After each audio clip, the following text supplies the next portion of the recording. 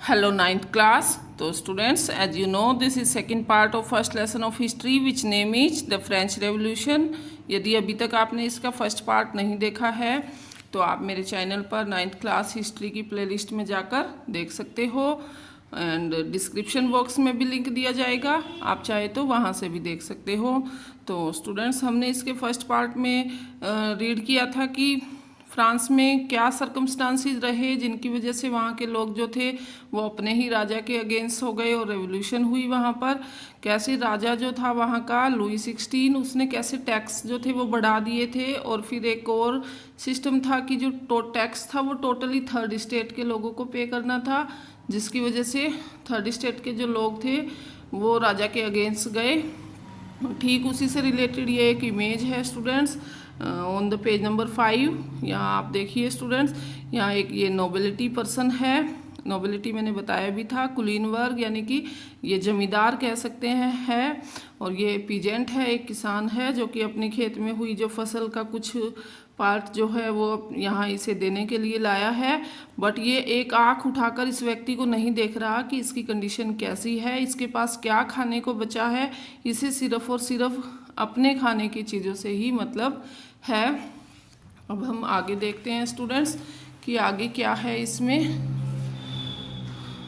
Now we have to read topic number 1.1 the struggle to survive, यानी कि जीने का संघर्ष।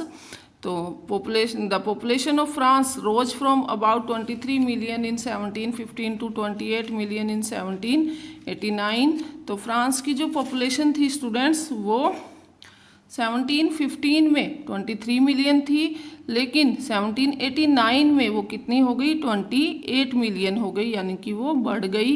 This lead to a rapid increase in the demand for food grains. और इसकी वजह से क्या हुआ स्टूडेंट्स, जो खाने की डिमांड थी, खाने की चीज़ों की जो डिमांड थी वो भी बढ़ गई, क्योंकि लोग बढ़ गए तो खाने की चीज़ों की डिमांड भी ऑब्वियसली क्या होगी, बढ़ेगी। Production of grains could not keep pace with the demand. और जो प्रोडक्शन ऑफ ग्रेन्स था यानी अनाज जो जितना उगाया जा रहा था फ्रांस में, वो जितने डिमांड थी उससे कम था, यानी डिमांड ज़्यादा थी और प्रोडक्शन कम था। So the price of bread which was the staple diet of majority rose rapidly. तो इसकी वजह से जो ब्रेड था स्टूडेंट्स, ब्रेड का जो प्राइस था, ब्रेड की कीमत थी वो बहुत बढ़ गई थी। और ब्रेड जो था वो मुख्य भोजन था बहुत से लोगों का फ्रांस में। Most workers were employed as labours in workshops whose owner fix their wages. और ज़्यादातर जो वर्कर्स थे वो वर्कशॉप्स में काम करते थे, मजदूरी करते थे, लेकिन उनका जो वेतन था, जो सैलरी थी उनकी, वो उनका मालिक डिसाइड करता था कि कितनी देनी है। But wages did not keep pace with the rise in prices. लेकिन जिस तरीके से खाने की चीज़ों के रेट बढ़ रहे थे उस हिसाब से उनकी वेजेज नहीं बढ़ रही थी, यानी कि वेजेज कम थी और महंगाई ज़्यादा थी। So the gap between the poor and rich widened. तो इससे क्या हुआ स्टूडेंट्स कि अमीर और गरीब के बीच की खाई जो थी वो बढ़ गई थी, उनके बीच का गैप बढ़ गया था। Things became worse whenever drought और हेल रिड्यूस द हार्वेस्ट। और ये कंडीशन और भी बुरी हो जाती थी जब फसल खराब हो जाती थी सूखे पड़ने की वजह से, यानी बारिश ना होने की वजह से, या फिर ओले गिरने की वजह से जब फसल खराब हो जाती थी तो लोगों की कंडीशन और भी बुरी हो जाती थी। This lead to a subsistence crisis. और इसकी वजह से क्या होता था, इसकी वजह से सबसिस्टेंस क्राइसिस होता था, मतलब जीविका संकट होता था।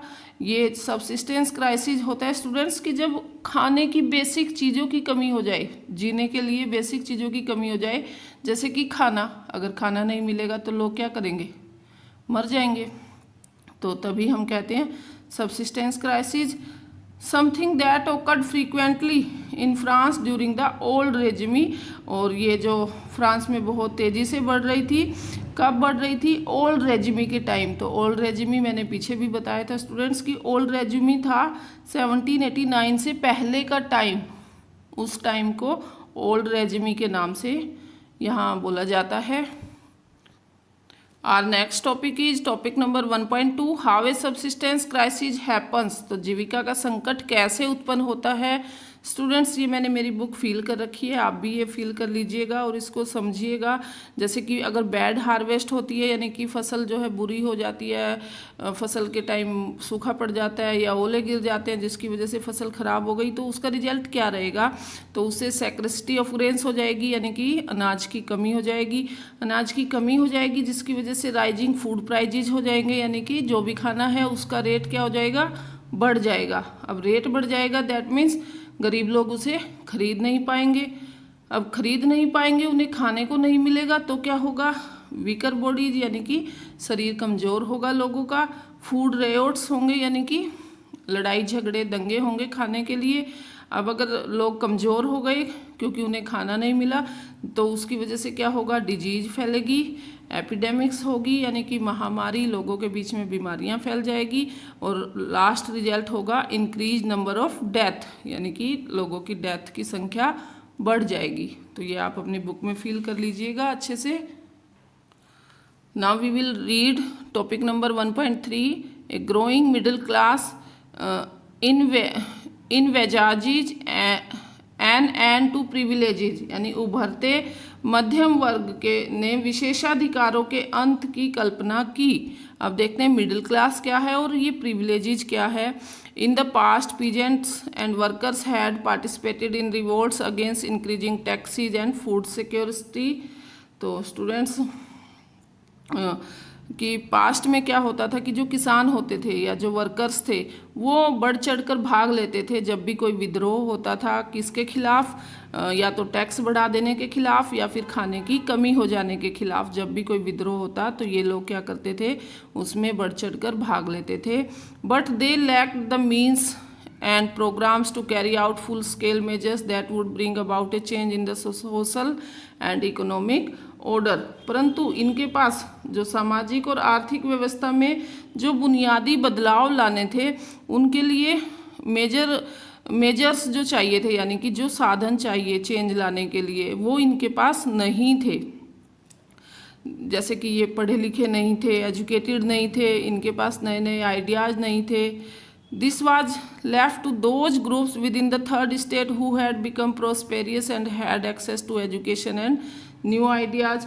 तो इसी की वजह से ये जो जिम्मेदारी थी, यानी कि जो नया चेंज लाना था कि जो टैक्स जो है वो थर्ड स्टेट के लोग ही क्यों पे करे, या तो सभी करे या फिर कोई ना करे।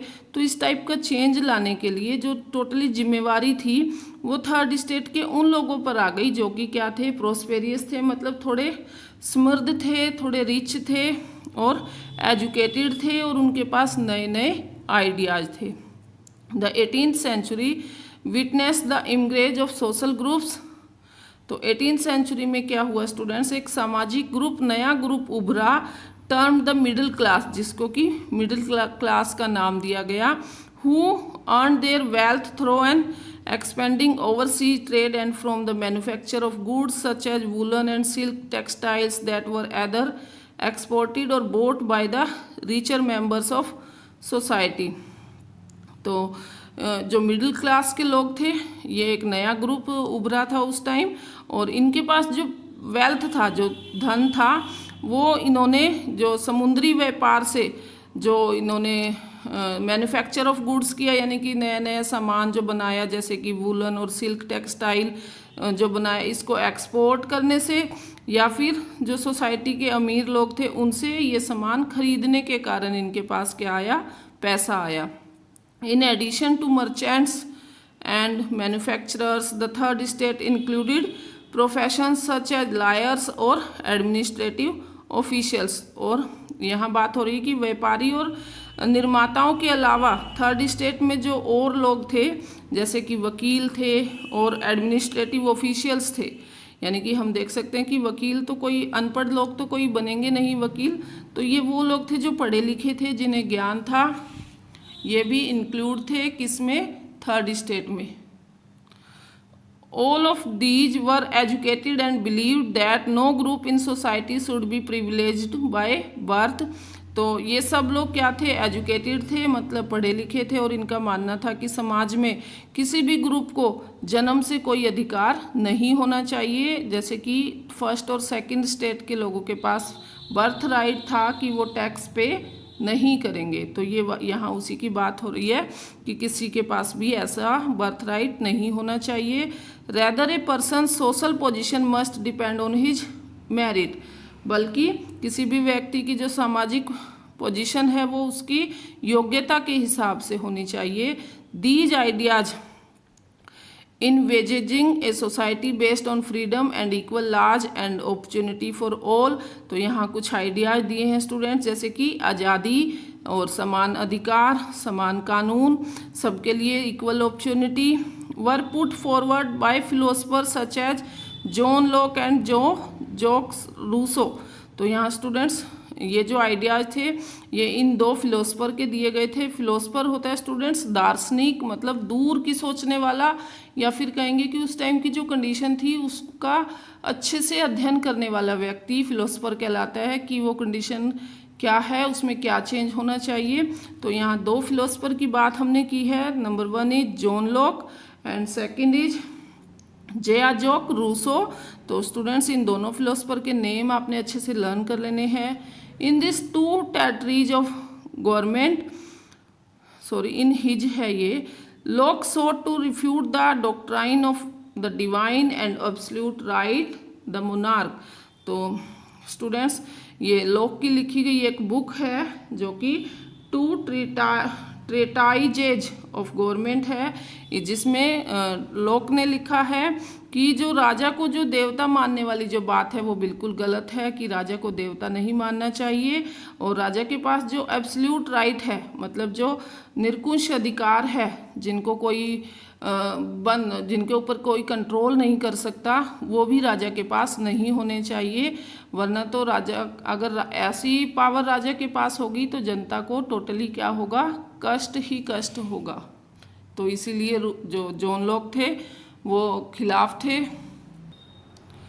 Rousseau carried the idea forward proposing a form of government based on a social contract between people and their representatives।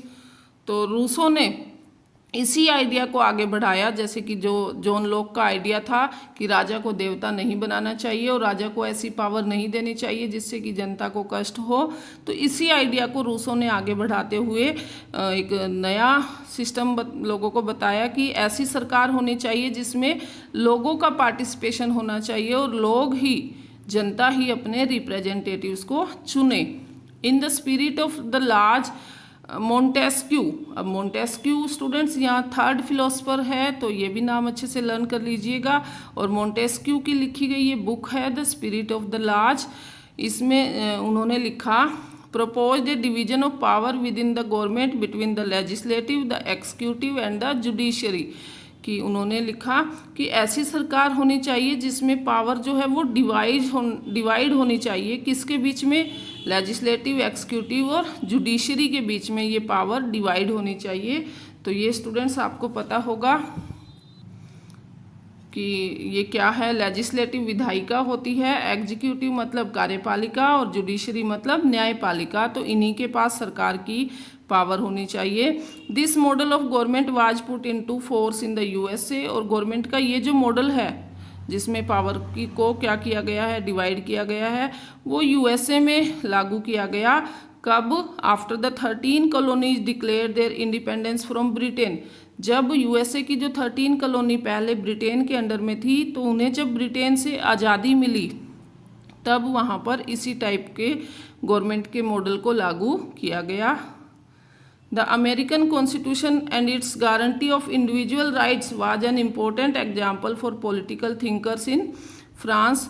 तो फ्रांस के जो पॉलिटिकल थिंकर्स थे, जो राजनीतिक विचारक थे, उन्हें वो काफ़ी प्रभावित थे कि अमेरिका में जो संविधान बनाया गया है उससे, और उसमें दी गई लोगों को जो एक अधिकारों की गारंटी, जो लोगों को राइट्स दिए गए, वो चीज़ें जो है फ्रांस के जो पॉलिटिकल थिंकर्स थे उनके लिए एक एग्जाम्पल के रूप में आगे आया कि फ्रांस में भी ऐसा ही होना चाहिए जैसा कि अमेरिका में है। The ideas of these philosopher were discussed intensively in saloon and coffee houses and spread among people through books and newspapers।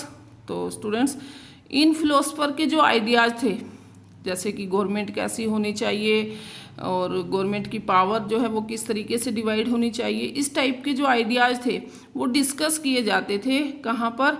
Salon में, मतलब नाई की दुकान में। आपने अभी भी कभी देखा होगा कि नाई की दुकान में बहुत से व्यक्ति किसी भी बात पर बहस करते हैं, तो यहाँ भी उस टाइम पर भी ऐसा ही होता था। कॉफ़ी हाउस में डिस्कस होती थी और बहुत से लोगों के बीच में, लोगों के पास ये आइडियाज़ पहुंचाए जाते थे बुक्स के द्वारा और न्यूज़पेपर्स के द्वारा। There were frequently read aloud in groups for the benefit of those who could not read and write. और ये जब बहुत से लोग इकट्ठे बैठे होते तो वहाँ पर ये ज़ोर ज़ोर से पढ़कर सुनाए जाते थे, सो दैट कि वो लोग भी इसे समझ सके जो कि पढ़ लिख नहीं सकते थे। The news that Louis XVI planned to impose further taxes to be able to meet the expenses of the state generated anger and protest against the system of privileges। तो एक न्यूज़ फिर यहाँ उस टाइम पर आई कि जो राजा था France का उस टाइम, लुई 16, उसने टैक्स बढ़ाने का प्लान बनाया है, सो दैट कि वो क्या कर सके, जो उनकी स्टेट गवर्नमेंट के सारे खर्चे पूरे कर सके, किसके द्वारा? टैक्स के द्वारा आने वाले पैसे से। तो राजा ने प्लान बनाया कि टैक्स क्या कर दिया जाए, बढ़ा दिया जाए। तो इसी के खिलाफ लोग जो थे राजा के अगेंस्ट चले गए। और जो दूसरा सिस्टम था प्रिविलेजेस वाला, मतलब कि विशेषाधिकार वाला, इसी के खिलाफ लोग थे कि जो प्रिविलेजेस था कि फर्स्ट और सेकंड स्टेट के पास प्रिविलेजेस थे, मतलब उन्हें विशेष अधिकार मिले हुए थे कि वो कोई भी टैक्स पे नहीं करेंगे। तो इसी के खिलाफ जो थर्ड स्टेट के लोग थे कि सिर्फ उन्हें ही क्यों टैक्स पे करना पड़े, अगर टैक्स पे ही करना है तो सभी करे या फिर कोई भी ना करे, किसी के पास भी स्पेशल प्रिविलेजेस ना हो। तो आई होप स्टूडेंट्स आपको यहाँ तक अच्छे से समझ आ गया होगा। इससे नेक्स्ट हम हमारे नेक्स्ट पार्ट में करेंगे। यहाँ तक आपने सभी इम्पोर्टेंट पॉइंट्स लर्न कर लेने हैं, जैसे कि फिलोसफर के नेम्स आए हैं यहाँ पर 3, उनके द्वारा राइट की गई बुक्स के नेम आए हैं, कुछ कंडीशन आई है और उन कंडीशन में कैसे क्या उस टाइम की सर्कमस्टांसिस रही है, या फिर जो रूसो है या जॉन लॉक है उनके क्या विचार रहे हैं, ये सब आपने अच्छे से लर्न कर लेना है स्टूडेंट्स। और क्योंकि this is the most important lesson of history, और ये जो लेसन है ये 10th क्लास के एक लेसन के साथ भी रिलेटेड है ये सब इंसिडेंट। तो 10th क्लास में आपको कोई प्रॉब्लम ना हो, इसीलिए इस लेसन को अभी से अच्छे से आप लर्न कर लीजिएगा। Thanks for watching. हम मिलते हैं हमारे नेक्स्ट पार्ट में।